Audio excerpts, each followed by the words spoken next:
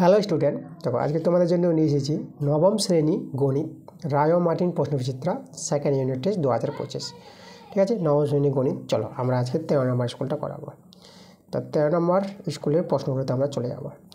1 নম্বর প্রশ্নটা দেখো কী বলছে।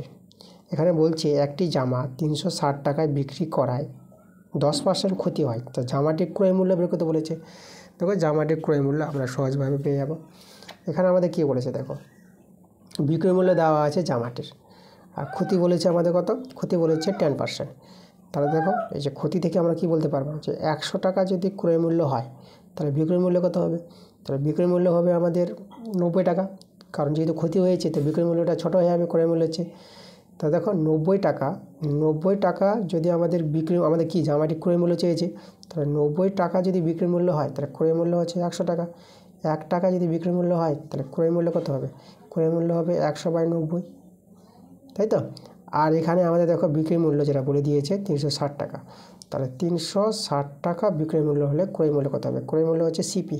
তাহলে সিপি পেয়ে যাবো 100/90, আর যেটা আমাদের ছিল বিক্রয় মূল্য সেটা আমাদের গুণ হয়ে যাবে 360। এটা সরল করে আমরা ক্রয় মূল্য পেয়ে যাবো। তাহলে 0 0 কেটে দাও, 9 4 36, আর 4 আর 100 গুণ করে কত হবে 400 টাকা। এটাই আমাদের ক্রয় মূল্য সিপি। তো দেখো আমাদের 400 টাকা অপশানে দেওয়া আছে আমাদের বি নাম্বার অ্যান্সারটা। এবার 2 এর প্রশ্নটা থেকে বলছে রম্বসের কর্ণদ্বয় পরস্পর সমকোণে সমদ্বিখণ্ডিত করে, এটা তোমরা জানো, সমকোণে সমদ্বিখণ্ডিত করে। এবার চলে আসবো আমরা 3 নম্বরে। বলছে মূলবিন্দু থেকে 3, বিন্দুটির দূরত্ব 5 একক, এটাকে সত্য না মিথ্যা। তো আমরা বের করে দেখবো মূলবিন্দু থেকে এই বিন্দুর দূরত্ব যদি 5 একক হয় তা সত্য, না হলে মিথ্যা।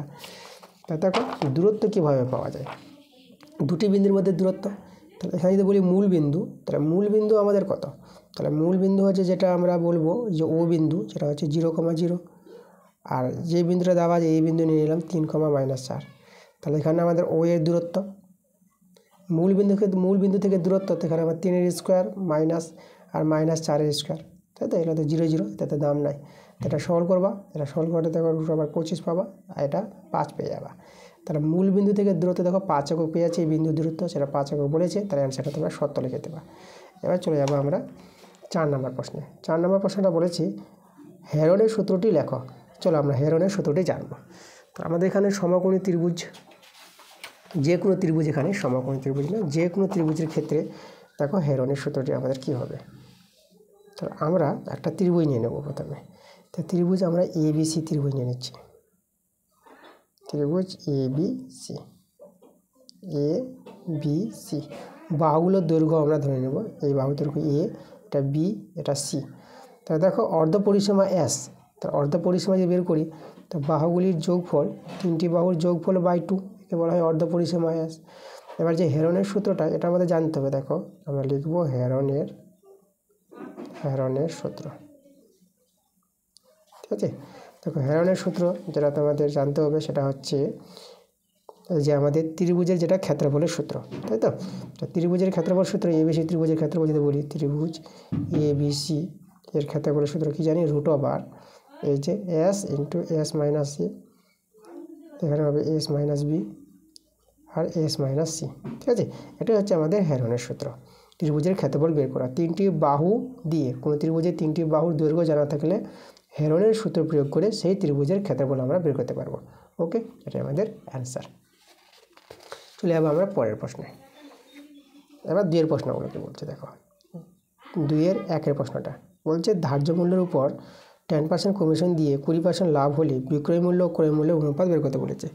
দেখো ধার্য মূল্যের উপর 20% আমাদের কী করবে, 10% কমিশন দেবে, ছাড় দিবে।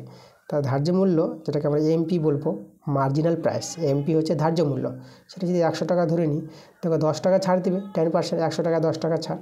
তাহলে আমাদের ছাড় দিয়ে বিক্রয় মূল্য যেটা এসপি, সেল প্রাইস, তা বিক্রয় মূল্য কত হবে, 90 টাকা, এটা হবে আমাদের বিক্রয় মূল্য। এবার 20% লাভ বলে দিয়েছে, ঠিক আছে। এই যে লাভ বলেছে কত, লাভ বলেছে 20%। তাহলে এই লাভ দেখে আমরা কি বলতে পারবো, দেখো 100 টাকা যদি সিপি হয়, তাই না, সিপি হয়, তাহলে এসপি কত হবে, তা তাহলে এসপি হবে আমাদের দেখো যেহেতু লাভ করেছি তাহলে এসপি হবে 120 টাকা। এই লাভ থেকে বলতে পারবো 20% লাভ থেকে 100 টাকা ক্রয় মূল্য হলে বিক্রয় মূল্য 120 টাকা।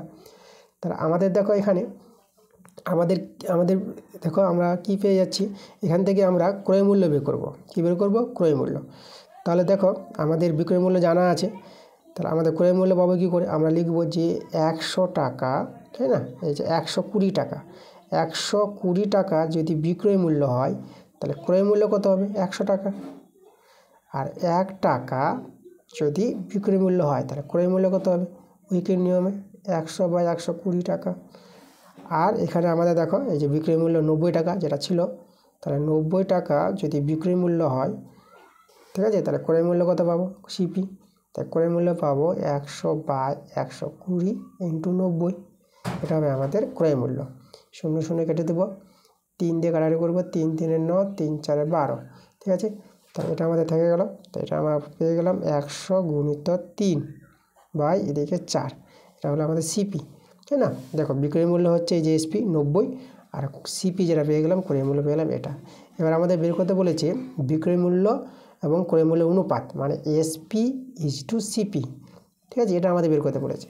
তাহলে এসপি তো আমরা পেয়েছি 90, তাহলে এসপি জায়গায় 90 লিখে দেবো। আর সিপি আমরা এখন বের করলাম, সিপি পেলাম 100 × 3/4। এটা সরল করে আমরা অ্যান্সার পেয়ে যাব। এখানে একটা শূন্য কেটে দিলাম। দেখো 3 3 3 9, আর 2 দিয়ে কাটাকাটি করলে পরে 2 5 10, 2 2 4। তাহলে আমরা কত পেলাম? এখানে 3 এখানে 5/2। এবার দেখো এটাকে পূর্ণ সংখ্যা অনুপাত করতে গেলে 2 দিয়ে গুণ করে দেবে। 2 দিয়ে গুণ করলে এটা 6 হয়ে যাবে, আর এটা 2 2 কেটে যাবে, তো এখানে 5 রয়ে যাবে। তা দেখো বিক্রয় মূল্য এবং ক্রয় মূল্যের অনুপাত আমরা পেয়ে গেলাম 6:5। এটাই আমাদের অ্যান্সার। চলে যাবো আমরা পরের প্রশ্নগুলো। দেখো পরের প্রশ্ন 3 নম্বর প্রশ্নটা আমাদের দেখে নেবো কী বলছে। তা 3 প্রশ্নটা তোমরা আগের ক্লাসে পেয়ে যাবো, আমি তোমাদের বলে দিচ্ছি তোমাদের কোথায় যেতে হবে। তাহলে আমি এখানে তোমাদের পেজ নাম্বার উল্লেখ করে দেবো, আবার স্কুল নাম্বারও উল্লেখ করে দেবো। তো তোমাদের এই 3 অঙ্কটার জন্য তোমাদের যেতে হবে 3 অঙ্কটা, এটা 2 নম্বর অঙ্কটা, ঠিক আছে। 3 অঙ্ক বলছি যে 2 অঙ্কটা, 2 নম্বর। তাহলে এই 2 অঙ্কের জন্য তোমাদের যেতে হবে পেজ 191 পাতার স্কুল 6 আছে, 6 স্কুলের, আর 2 নম্বর অঙ্কটাই আছে, ঠিক আছে। এখানেও 2 সেখানেও 2 তাহলে আগের ক্লাসে গিয়ে তোমরা কিন্তু অঙ্কটা পেয়ে যাবা। দেখে নিবা। আমরা 3 নম্বর অঙ্কটা দেখো আগের ক্লাসে করালাম, ঠিক আছে। দূরত্ব এইভাবে পাবা, 1 অক্ষ থেকে 2টি বিন্দুর দূরত্ব, তাই না? আচ্ছা, চলে যাবো আমরা কত নম্বরে? আমরা চলে আসবো 4 নম্বরে। পরিসংখ্যা ঘনত্ব ও আপেক্ষিক পরিসংখ্যার সংজ্ঞা দিতে বলেছে। তাহলে এটা তোমরা বই থেকেই পেয়ে যাবা। আমি তোমাদের যে গণিত বইটা আছে, টেক্সট বইটা, সেই বই থেকে তোমাদের আমি বলে দিচ্ছি যে দেখো পরিসংখ্যা ঘনত্ব সংজ্ঞাটা এই যে এখানে লেখা আছে, দেখো এই যে পরিসংখ্যা ঘনত্ব। আর আমাদের বলেছে আপেক্ষিক পরিসংখ্যা, তাহলে এই যে আপেক্ষিক পরিসংখ্যার সংজ্ঞাটা দেওয়া আছে, আপেক্ষিক পরিসংখ্যা। তো এখান থেকে তোমরা বই থেকেই লিখে নিবা সংজ্ঞা দুটো। এরপরে আমরা চলে যাব 5 নম্বর প্রশ্ন। দেখো 5 নম্বর প্রশ্নটাও আগের ক্লাসে করা হয়ে গেছে। তো তোমাদের যেতে হবে, দেখো কোথায় যেতে হবে। তো তোমরা চলে যাবা পেজ নাম্বার 193 পাতা, 193 পাতার স্কুল 9 নম্বর স্কুলে আছে 2 এর 4 নম্বর অঙ্কটা, তাই না? তো আগের ক্লাসে করা আছে, তোমরা অঙ্কটা গিয়ে দেখে নিতে পারো। আমি পেজ নাম্বার, স্কুল নাম্বার সব বলে দিলাম। এরপরে বড় প্রশ্নগুলো আছে, বড় প্রশ্নগুলো তোমরা বই থেকে পেয়ে যাবে। বইয়ের অঙ্ক ক্লাস আমি তোমাদের দিব। আজকে তোমাদের অবজেক্টিভ অঙ্কগুলো করিয়ে দিলাম। তো ক্লাসগুলো মনোযোগ সহকারে দেখো, পরের ক্লাসটা তাড়াতাড়ি চলে আসবে।